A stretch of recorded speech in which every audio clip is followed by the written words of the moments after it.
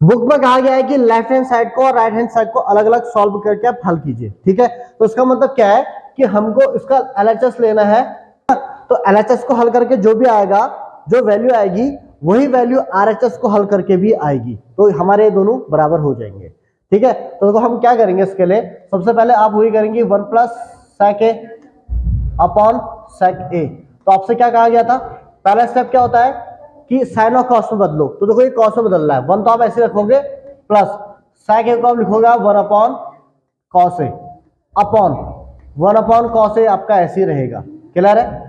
इसके बाद देखो आप क्या करेंगे, ऊपर 1 प्लस 1 अपॉन कॉस ए है तो भिन्न बन रही है, तो यहाँ पे हम एलसीएम लेंगे, तो उसके नीचे हम 1 लगा देंगे 1 के, तो वहां से आपका एलसीएम आ जाएगा कॉस ए बन जा कॉस ए प्लस 1, ठीक। ऊपर आपका ये बन चुका है अपॉन 1 अपॉन कॉस से आपका नीचे लिखा जाएगा, ठीक है।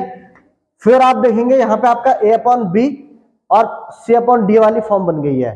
तो फिर हमने क्या पढ़ा था कि जब भी इस तरह की फॉर्म आती है तो आप क्या करते हैं कि जो सबसे नीचे वाला होता है ये सबसे ऊपर जाता है और ये इसके साथ रहता है, तो उसको हम क्या लिखेंगे cos A plus 1 into cos A upon cos A नीचे आएगा cos A dot into 1, cos से कॉस कैंसिल आउट हो गया, जो आपका आंसर है वो आपको मिल गया कॉस ए प्लस 1। तो ये आपको मिल गया, यानी आपका एलएचएस को सॉल्व करके कॉस ए प्लस 1 आ गया है।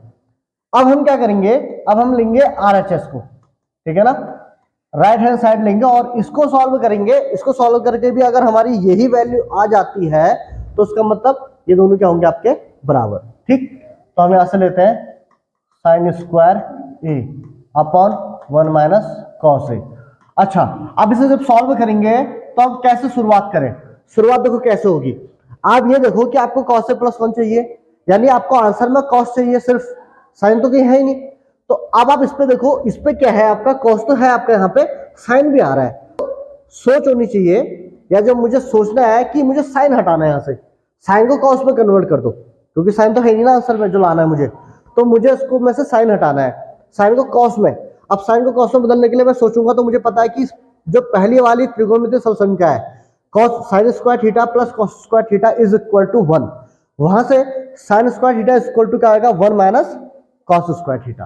तो यानी कि इसको मैं कैसे चेंज कर सकता हूँ, साइन स्क्वायर को मैं लिख सकता हूँ 1 माइनस कॉस स्क्वायर ए अपॉन 1 माइनस कॉस तो है ही आपका। तो आपने पहली वाली समसंख्या का यूज किया, ठीक, sine square theta plus cos square theta equal to 1, यहां से आपका sine square A equal to आ गया 1 माइनस कॉस स्क्वायर ए, इसका हमने यूज किया है, ठीक। अब देखो उसके बाद क्या है, अब हम क्या करें, ऊपर हम अंश और हर में देखेंगे तो हमको दिख रहा है कि ऊपर अंश में आपका ए स्क्वायर माइनस बी स्क्वायर का समसंख्या लग सकती है, क्योंकि 1 है तो 1 को हम क्या लिख सकते हैं, 1 को 1 का स्क्वायर लिखा जा सकता है।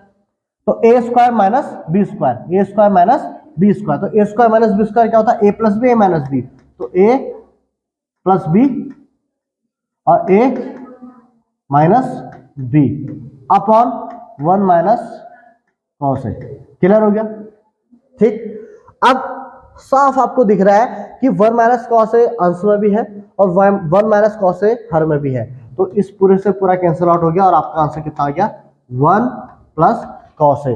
1 plus cos A 1 plus cos A के बराबर है, तो इसका मतलब आपका एलएचएस आरएचएस के यहाँ पे बराबर है, तो ये दोनों क्या चीजें आपस में बराबर होंगी, ठीक है।